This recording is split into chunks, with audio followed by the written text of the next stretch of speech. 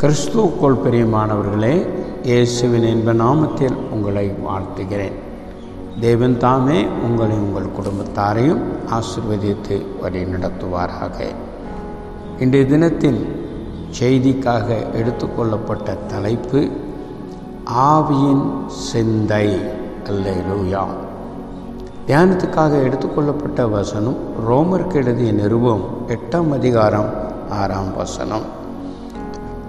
மாமிச சிந்தை மரணம், ஆவியின் சிந்தையோ ஜீவனும் சமாதானமுமாம். அல்லேலூயா. இன்றைய தினத்திலே நாம் சிந்தனை குறித்து, நாம் எண்ணங்களை குறித்து, நாம் நினைவுகளை குறித்து சில காரியங்களை உங்கள் மத்தியில் பகிர்ந்து கொள்ள தேவன் அடிமைக்கு தந்த நல்ல கிருபைக்காக தேவாதி தேவனை நான் நன்றியுள்ள இருதயத்தோடு கூட ஸ்தோத்திரிக்கிறேன். உங்களையும் கிறிஸ்துவுக்குள் வாழ்த்துகிறேன். சுகமாய் இருப்பீர்கள் கர்த்தருக்குள் என்று நான் நம்புகிறேன். தேவன் தாமே உங்களை ஆசீர்வதிப்பாராக.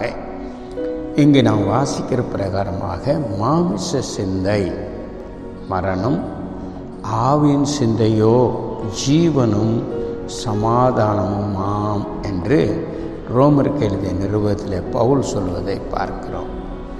எனக்கு அருமையானவர்களே, மனிதனுடைய ஆவியிலிருந்து நினைவுகளும் எண்ணங்களும் சிந்தனைகளும் இடைவிடாமல் வந்து கொண்டே இருக்கின்றன. நாம் அறிவோம், ஒவ்வொரு நாளும் எத்தனையோ ஆயிரக்கணக்கான சிந்தைகள் மனிதனுடைய ஆவியின் திரையிலே ஓடிக்கொண்டே இருக்கின்றது. எனக்கு அருமையானவர்களே, ஆனாலும் வெற்றி வாழ்க்கை வாழ விரும்புகிறவர்கள் இந்த சிந்தனைகளை சீர்படுத்துவார்கள்.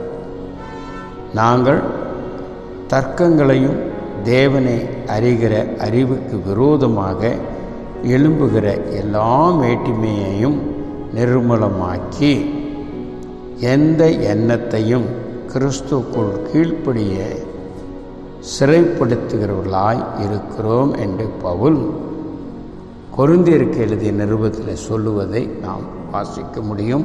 2 கொரிந்தியர் 10ஆம் அதிகாரம் 5ஆம் வசனத்தில் இவைகளை நாம் வாசிக்க முடியும். எனக்கு அருமையானவர்களே, ஒரு கிணற்றின் மேல் ஆயிரக்கணக்கான பறவைகள் பறந்து செல்வதை பார்க்கிறோம்.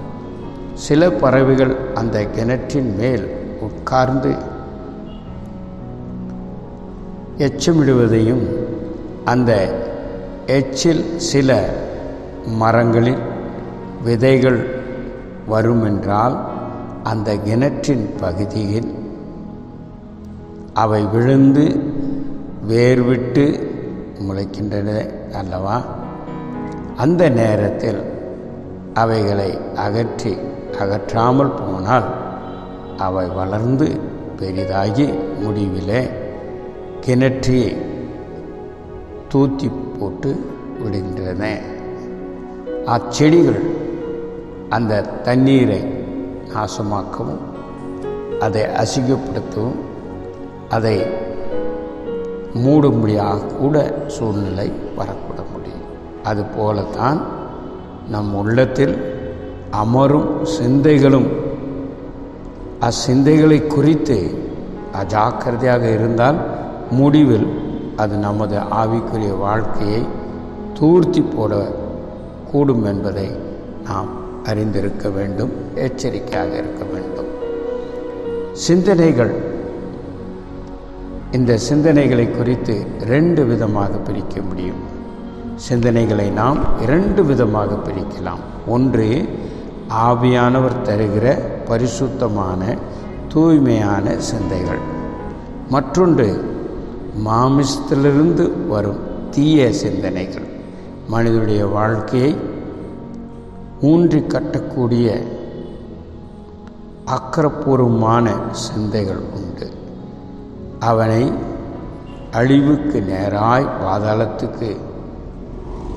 பாதாளத்தை நோக்கி நடத்தி செல்லும் மாமிச சிந்தைகளும் உண்டு.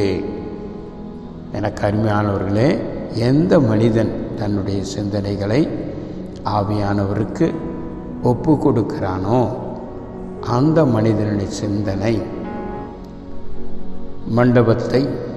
மண்டலத்தை கர்த்தரே ஆளுகை செய்கிறார். பரிசுத்தமுள்ள வெற்றியுள்ள சிந்தைகளை அவர் கொண்டு வருகிறார்.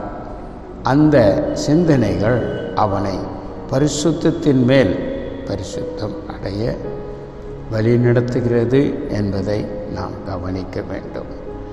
ஆவின் சிந்தை ஜீவனும் சமாதானமுமாம் என்று சொல்லி ரோமர் 8:6 நாம் வாசிக்கிறோம். ஆவியானவர் கொண்டு வருகிற சிந்தனை ஏக சிந்தையாய் இருக்கும். அது குடும்பத்தில் ஒருமனப்பாட்டையும் அன்பின் ஐக்கியத்தையும் கொடுத்து அருமையாய் வழி நடத்தி செல்லும். ஒரு பக்கம் அது நம்மை பரலோகத்தோடும் தேவனோடும் இணைக்கிறது. மறுபக்கம் குடும்பத்தில் உள்ள ஒவ்வொருவரோடும் அன்பிலும் இணைக்கிறது. ஏக சிந்தைகள் இருந்தால்தான் குடும்பம் ஆசீர்வாதமாக இருக்கும்.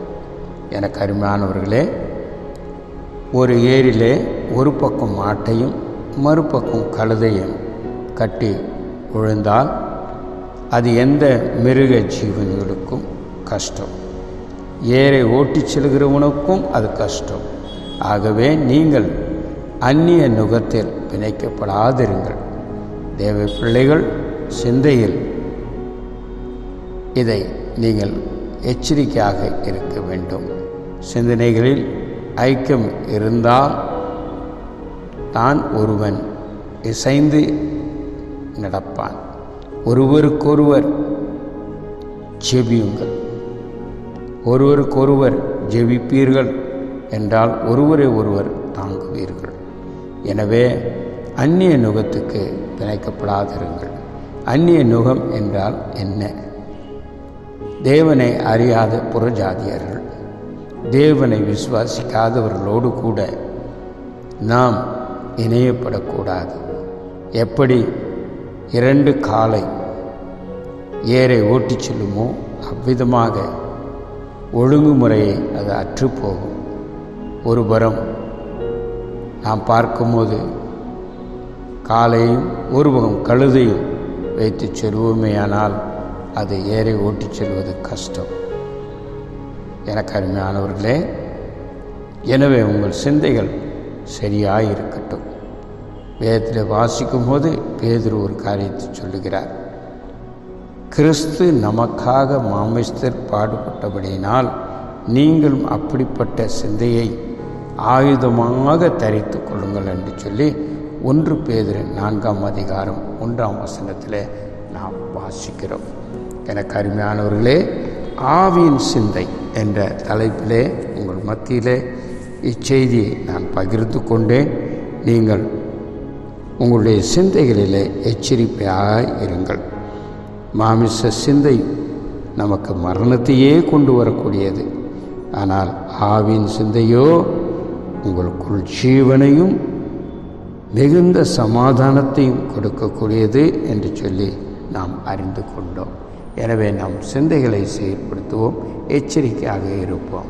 தேவன் தாமே உங்களையும் உங்களுடைய குடும்பத்தாரையும் ஆசீர்வதித்து வழி நடத்துவாராக. ஆமேன்.